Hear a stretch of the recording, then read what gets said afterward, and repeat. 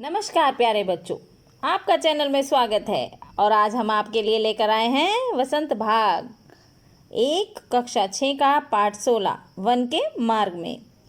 One के मार्ग जो है वो कवितावली जो कि तुलसीदास जी ने रची है। तो तुलसीदास इसके लेखक हैं, कवि हैं।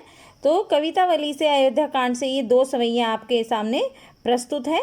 पर पाठ को पढ़ने से पहले हम जो हैं थोड़ा सा आपको याद दिलाना चाहते हैं कि आपको चैनल लाइक और शेयर सब्सक्राइब भी करना है। और अगर आपको नई नई वीडियो का नोटिफिकेशन चाहिए तो उसके बराबर में एक घंटी होती है ना, बेल आइकन, उसको भी दबाना है। तो चलिए हम पाठ की ओर चलते हैं। पाठ जो है हमारा वन के मार्ग में है। और वन का मार्ग जो है ये क्या है? ये राम को जब 14 वर्ष का वनवास मिला था और रामचंद्र जी जब वनवास में जाते हैं, ये तब की घटना है। और उस घटना को तुलसीदास जी ने बहुत ही सुंदर तरीके से रचा है, बहुत ही सुंदर तरीके से हमारे सामने प्रस्तुत किया है। तो चलिए हम इसको आगे बढ़ाते हुए चलते हैं वन के मार्ग में। यहाँ पहला पैराग्राफ है, जो सवैया है पहली, हम उसको पढ़ते हैं। ठीक है, सवैया हमेशा 4 लाइनों में होती है। ठीक, समझ में आ गई इतनी बात? तो चलिए यहाँ पे है पुरते निक्सी, यानी कि पुरते निक्सी रघुवीर बधु धरि धीर दये मग में डगद्वय झलकी भरी भाल कनी जलकी पुट सूखी गए मधुराधर वह। फिर ये बूझती है चलनो अब कहतिक पर्णकुटी करियो कित है तिये की लखी आतुरता पिए की अखियाँ अति चारू चली जल चुए।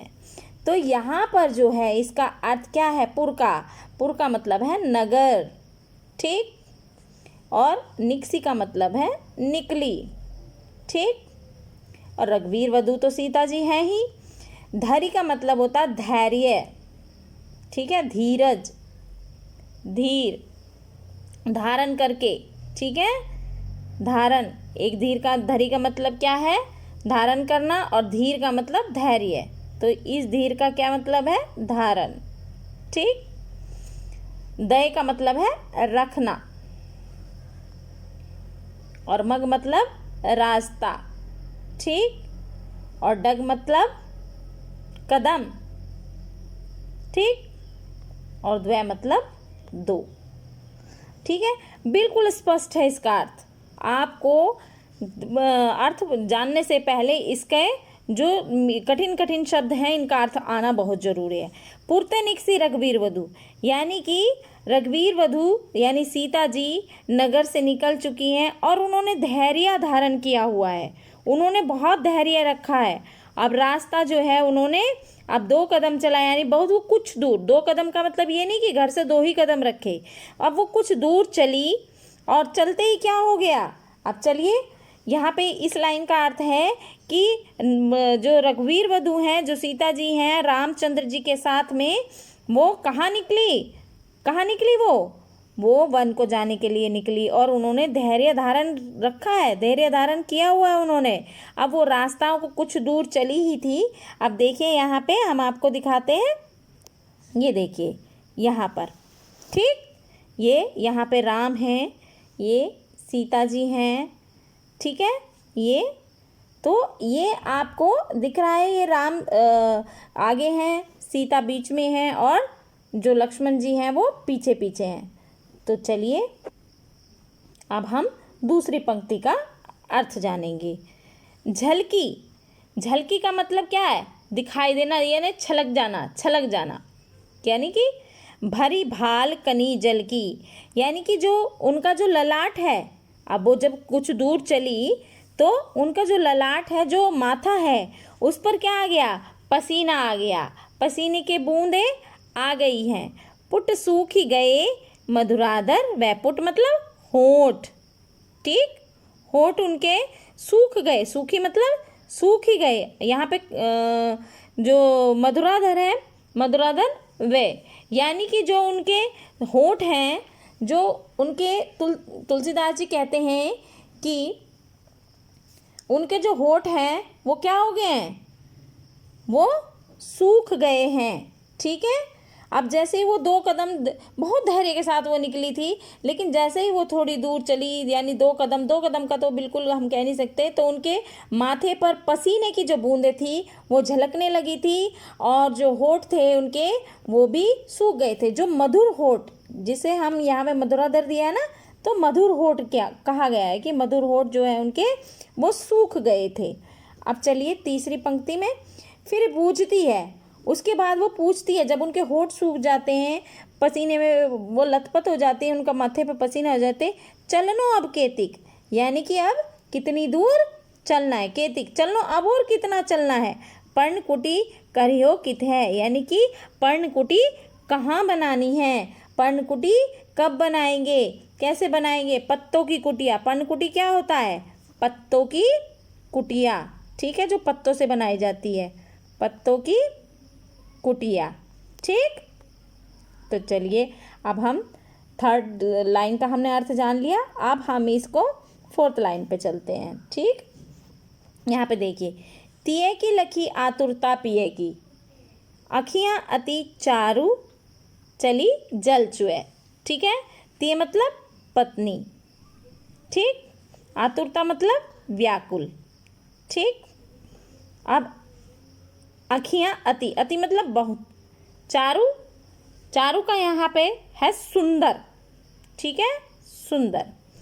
तो राम जी ये देख रहे हैं कि सीता कितनी व्याकुल है, और अपनी पत्नी की व्याकुलता देखकर, अपनी पत्नी की व्याकुलता देखकर, सीता जी की व्याकुलता देखकर जो श्री राम हैं, वो उनकी जो सुंदर आँखें हैं वो क्या होगी, उनसे आंसू बहने लगे। उनकी जो सुंदर कमल नयन जो उनके हैं, उनसे सुंदर सुंदर आँखियों से जो हैं वो उनके आंसू बहने लगे। तो कुल मिला के जो ये पूरी सवैया है, इसका अर्थ है कि सीता जी जैसे ही नगर से निकली और कुछ दूर चले, सीता जी, रामचंद्र और लक्ष्मण जी जैसे कुछ दूर चले, तो सीता जी के जो मन पे था, वो माथे पे जो था, वो कनी का मतलब क्या था यहाँ पे, बूंद का, बूंद, ठीक है।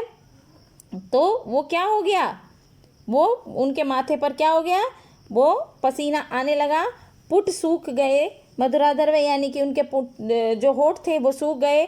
और वो फिर कुछ दूर आगे चल के बोलती कि अब और कितनी दूर चलना है, कुटी कहाँ बनानी है। और जानकी जी की, अपनी प्रियतमा की इतनी व्याकुलता देखकर श्री राम जी के आंखों में आंसू छलक गए और वो रोने लगे, यानी उनकी आंखों से आंसू आ गए।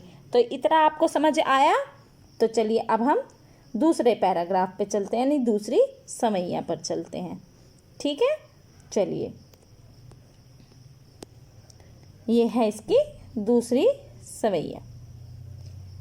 चलिए यहाँ हम आपको बताते हैं। जल को गए लखन हैं लरिका, परीखो पियर, छा घरी है ठाड़े, पोछी पसेहु बयारी करो, अरुपाए पखार्यो भूरभूरी डारे, तुलसी रघुबीर प्रियाश्रम, जानी के बैठी विलंब लो कंटक काढ़े, जानकी नाको ने लाख्यो पुलको तनु बारी बिलोचन बाड़े, ठीक।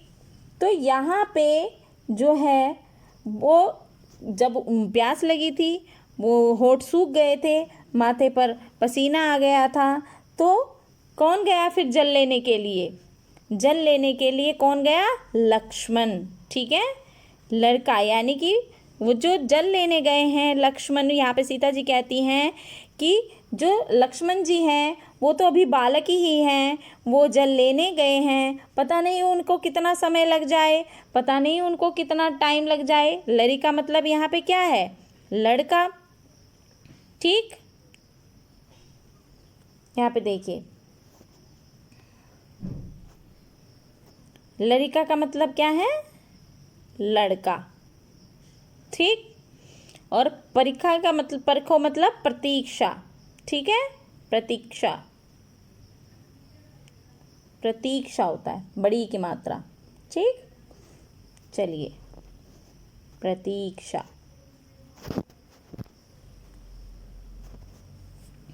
ठीक। और यहाँ पे जो है घड़ी मतलब घड़ी का मतलब क्या है यहाँ पे? खड़े होना। ठीक, खड़े होना। ठीक है, और ठाड़े मतलब क्षण भर। ठीक, चलिए, तो इस लाइन का अर्थ है कि जो लक्ष्मण जी हैं वो क्या लेने गए हैं? जल लेने गए हैं, और वो क्या है, अभी बच्चे ही हैं, यानी कि छोटे ही हैं, पता नहीं उनको कितना समय लग जाए। तो उनके आने तक आप छाया में कुछ देर खड़े होकर के प्रतीक्षा कर लीजिए। यहाँ पे कौन बोल रहा है? सीता जी बोल रही हैं। अब चलिए दूसरी लाइन का हम अर्थ जानेंगे। आप देखिए यहाँ पे, पोछी पसेऊ बयारी करो, अरुपाई पखार्यो भूबुरी ठाड़े। तो पोछी मतलब पहुँच कर। पोछी का मतलब क्या है यहाँ पे? पहुँच कर, पहुँच कर। ठीक है, और भूबुरी मतलब गरम रेत। यहाँ पे भूबुरी का मतलब क्या है? गरम रेत। तो वहाँ पे वो कहती है कि चलो वो थोड़ी देर छाया में जो है थोड़ा विश्राम कर लो, और वहाँ पे उनका वेट कर लेते हैं, यानी उनको थोड़ी सी प्रतीक्षा कर लेते हैं, और आपके पसीनों को पोंछकर हवा कर देती हूँ। यहाँ पे ये जो लाइन है, यहाँ पे ये क्या बताया कि मैं आपका पसीना पोंछ करके आपको थोड़ी हवा कर देती हूँ, मैं आपके गरम रेत से तपे हुए चरणों को भी धो देती हूँ, यानी कि उनके जो पैरों में रेत है वो भी साफ कर देती हूँ। ठीक है, ये कौन बोल रहा है? सीता जी बोल रही हैं। ठीक है, चलिए अब है थर्ड लाइन। तुलसी रघुबीर प्रियाश्रम जानी के बैठी, विलम्ब लो कंटक काढ़े। तब तुलसीदास जी जो कहते हैं, तुलसीदास जी क्या कहते हैं? वो कहते हैं कि अपनी पत्नी के ऐसे वचनों को सुनकर सीता जी की व्याकुलता देखकर रामचंद्र जी बहुत देर तक बैठ जाते हैं। चलो, जब तक लक्ष्मण आता है बैठ जाते हैं, और उनके पाँव में जो कांटे गड़े थे, कंटक मतलब कांटे, ठीक है, तो वो उनके कांटे निकालने लगते हैं। और यहाँ पे जो वो तुलसीदास जी ने जो ये पंक्ति में बहुत ही सुंदर वर्णन किया है कि सीता जी बैठ जाती हैं, रामचंद्र जी भी बैठ जाते हैं, तो रामचंद्र जी, सीता जी तो उनके पैर साफ करती है, और रामचंद्र जी क्या करते हैं? उनके जो हैं वो पैर क्या कर लेते हैं? कांटे निकालने लगते हैं। आप देखिए यहाँ पे ये फोर्थ लाइन जो है, ये देखिए यहाँ पे, जानकी नहा को नेह लखियो पुल को तनुबारी विलोचन बाड़े। तो यह देखकर जानकी जी जो है वो अपने पति का प्रेम देख करके, नहा मतलब पति, ठीक है, और नेह मतलब प्रेम, अपने पति का प्रेम देख करके उनका जो शरीर है, जो उनका अंदर जो मन रोमांचित हो जाता है, और आँखों में से उनके आंसू निकलने लगते हैं कि मेरे पति जी मुझसे कितना स्नेह करते हैं। देख लेते हैं, एक्सरसाइज कर लेते हैं। चलिए, ये तो कविता से प्रश्न है, और प्रश्न तो आप इसके आंसर दे ही सकते हो। ठीक है, पद्यांश भी इसका कर सकते हैं, कहीं कहीं स्कूल में पद्यांश भी कराया जाता है। चलिए, अभी यहाँ पे है अनुमान और कल्पना। अनुमान और कल्पना मतलब अपनी कल्पना से वन के मार्ग का वर्णन करो।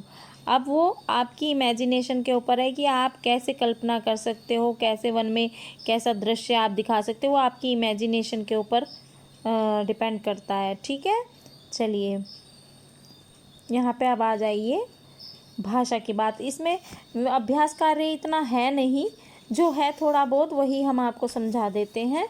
ये देखिए यहाँ पे व्याकरण भाषा की बात। लखी देखकर, पोंछी पोंछकर, धरी रखकर, जानी यानी जानकर। तो यहाँ पे ये तो आपके काव्य के शब्द हैं और ये उनका अर्थ है। ठीक, चलिए अब आगे देखते हैं।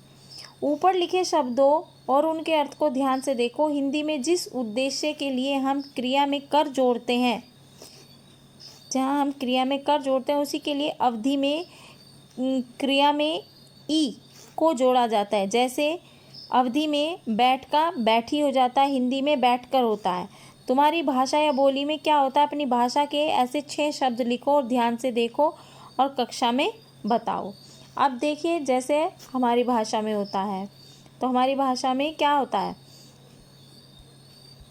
यहाँ पे कुछ शब्द हम आपको बताते हैं।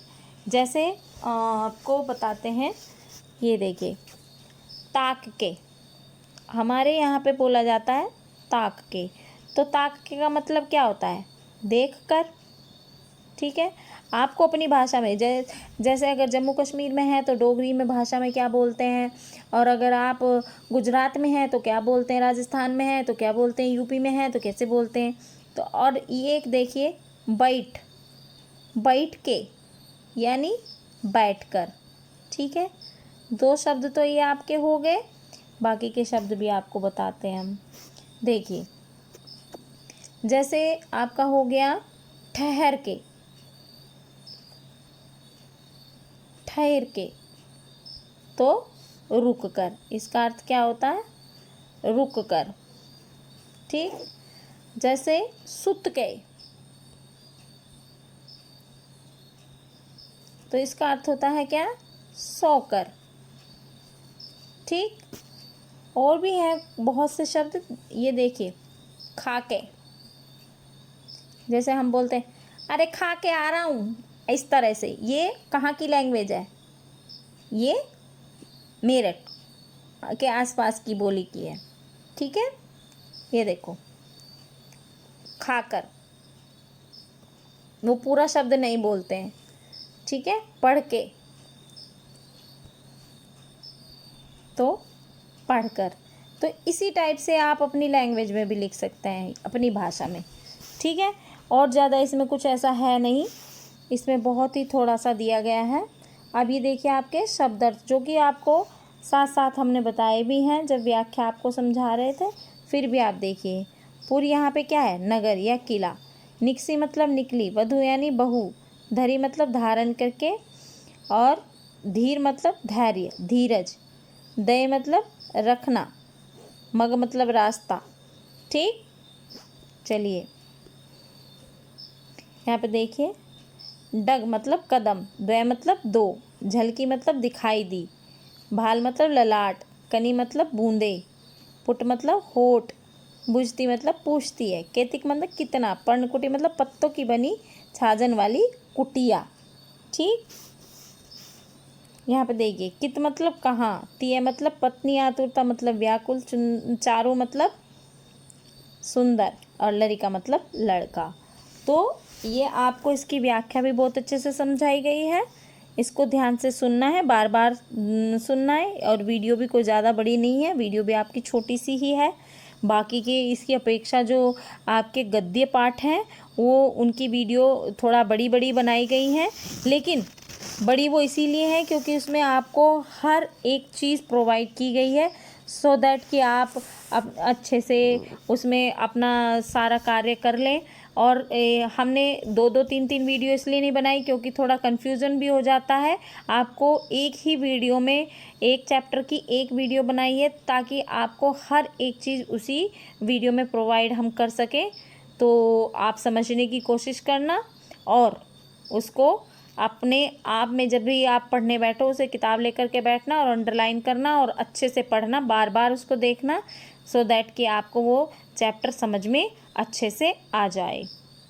तो अगर आपको ये हमारी वीडियोस पसंद आ रही हैं, लाइक, शेयर और सब्सक्राइब ज़रूर करना है। चलती है, अभी आपको अगली वीडियो में मिलते हैं। धन्यवाद।